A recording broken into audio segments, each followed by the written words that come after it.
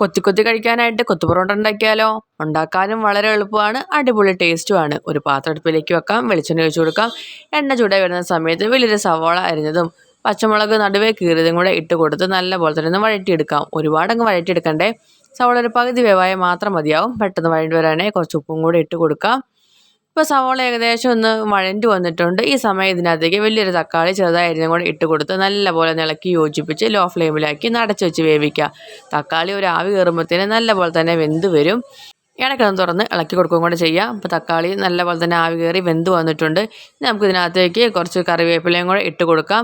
ഇനി സൈഡിനകത്തേക്ക് വകഞ്ഞ് മാറ്റി വെച്ചിട്ട് നടുക്കിലേക്ക് ഒരു കോഴിമുട്ട പൊട്ടിച്ചത് ഒഴിച്ച് കൊടുത്ത് നല്ലപോലെ തന്നെ ഒന്ന് ചിക്കി പൊരിച്ചെടുക്കാം.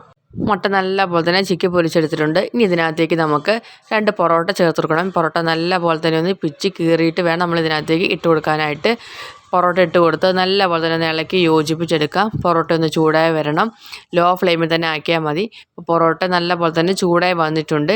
ഇനി നമുക്കിതിനകത്തേക്ക് കുറച്ച് മല്ലിയിലയും അതുപോലെ ചിക്കൻ കറിയുടെ നല്ല തിക്ക് ഗ്രേവിയും കൂടെ ഒഴിച്ച് കൊടുത്ത് നല്ലപോലെ തന്നെ ഒന്ന് ഇളക്കി യോജിപ്പിച്ചെടുക്കാം. ഇനി നമുക്ക് ഫ്ലെയിം ഓഫ് ചെയ്യാവുന്നതാണ്. അപ്പോൾ നമ്മുടെ ടേസ്റ്റി ആയിട്ടുള്ള കൊത്തു പൊറോട്ട റെഡി ആയിട്ടുണ്ട്. ഉണ്ടാക്കാൻ വളരെ എളുപ്പമാണ്, അടിപൊളി ടേസ്റ്റുമാണ്. ഇതുപോലെ ഒന്ന് ഉണ്ടാക്കി നോക്കിയിട്ട് എങ്ങനെ ഉണ്ടായിരുന്നു എന്ന് കമൻറ്റ് ചെയ്യാൻ വേണ്ടി മറക്കല്ലേ.